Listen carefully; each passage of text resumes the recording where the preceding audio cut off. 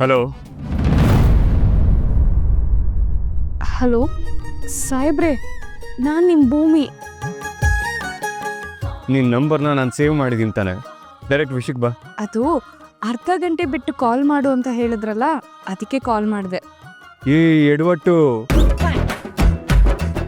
ಎಲ್ರ ಮುಂದೆ ನಾವಿಬ್ರು ಆದರ್ಶ ದಂಪತಿಗಳು ಅಂತ ಪ್ರೂವ್ ಮಾಡೋದಕ್ಕೆ ಹಾಗೆ ಹೇಳ್ದೆ ಅಷ್ಟೇ. ಅಷ್ಟು ಅರ್ಥ ಆಗಿಲ್ವಾ? ನನಗಾಯ್ತು, ಆದ್ರೆ ನಮ್ಮ ಅತ್ತೆಗೆ ಅರ್ಥ ಆಗ್ತಿಲ್ವೇ?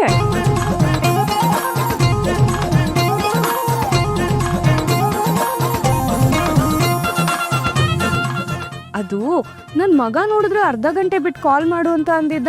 ನೀನ್ ನೋಡಿದ್ರೆ ಅಡ್ಗೆ ಮಾಡ್ಕೊಂಡು ನಿಂತಿದ್ಯಲ್ಲ ಭೂಮಿ ಅಂತ ಅತ್ತೆ ಬೈದ್ರು.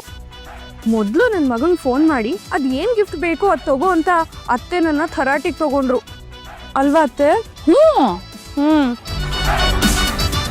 ನಿಂಗೊಂದು ವಿಷಯ ಗೊತ್ತಾ? ಅತ್ತೆನೇ ಮುಂದೆ ನಿಂತು ಫೋನ್ ಮಾಡಿಸಿರೋದು.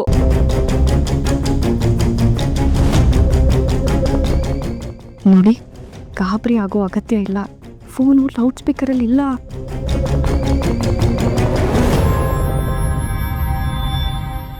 ನಮ್ಮ ಅತ್ತೆಗೂ ಗೊತ್ತು ಮದ್ವೆ ಆಗಿರೋ ಹೊಸ ಗಂಡು ಹೆಣ್ಣು ಎಷ್ಟು ರೊಮ್ಯಾಂಟಿಕ್ ಆಗಿರ್ಬೋದು ಅಂತ. ನಮ್ಮತ್ತೆ ನನ್ನ ಜೊತೆನೇ ಬೇರೆ. ಸ್ಪೀಕರ್ ಹಾಕು. ಹಾ, ಹೇಳ್ದಷ್ಟು ಮಾಡು. ಬೇಕು ಅಂತ ಸ್ಪೀಕರ್ಗೆ ಹಾಕಿದಾಗೆ ಅವ್ರಿಗೆ ಗೊತ್ತಾಗಬಾರ್ದು. ಹಾಗೆ ಮಾಡು. ಹಾಂ ಹಾಂ ಹಾಂ. ಅಯ್ಯೋ, ಮತ್ತೆ ಹೇಗಿದೆಯಾ ಚಿನ್ನ?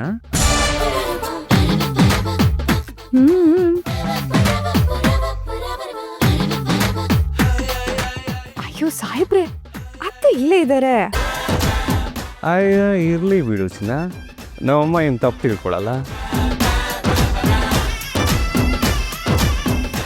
ಸತ್ಯನಾರಾಯಣ ಪೂಜೆ ದಿನನೇ ನಮ್ಮಮ್ಮ ಆಶೀರ್ವಾದ ಮಾಡಿಬಿಟ್ಟಿದ್ದಾರೆ, ನೀನು ನಮ್ಮಿಬ್ರು ಥರನೇ ಇರುವಂತ.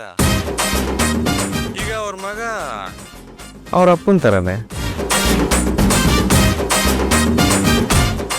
ತನ್ನ ಹೆಂಡ್ತಿನ ತುಂಬ ತುಂಬ ತುಂಬ ತುಂಬ ತುಂಬ ತುಂಬ ಪ್ರೀತಿ ಮಾಡ್ತಾನೆ ಅಂತ ತುಂಬ ಖುಷಿ ಆಗ್ತಾರೆ. ಹೇಳು ಡಾರ್ಲಿಂಗ್, ಸಂಜೆ ಮನೆಗೆ ಬರ್ತಾ ಏನು ತರಲಿ ನಿನಗೆ? ಪಿತಿ ಕೀಳು. ಅದು ನನ್ಗೆ ಏನು ಬೇಡ, ಈ ಮನೆಗೆ ಸೇಫ್ ಆಗಿ ಬಂದ್ರೆ ನನ್ಗೆ ಅಷ್ಟೇ ಸಾಕು. ಅಯ್ಯೋ, ಹಾರ್ಟ್ ಟಚ್ ಆಗೋಯ್ತು ನಿನ್ನ ಮಾತು. ಓಕೆ ಚಿನ್ನ, ಆದಷ್ಟು ಬೇಗ ಮನೆಗೆ ಬಂದ್ಬಿಡ್ತೀನಿ ಈ ನನ್ನ ಮುದ್ದು ಹೆಂಡತಿ ಮುಖ ನೋಡೋದಕ್ಕೆ. ಸರಿ. ಜೊತೆ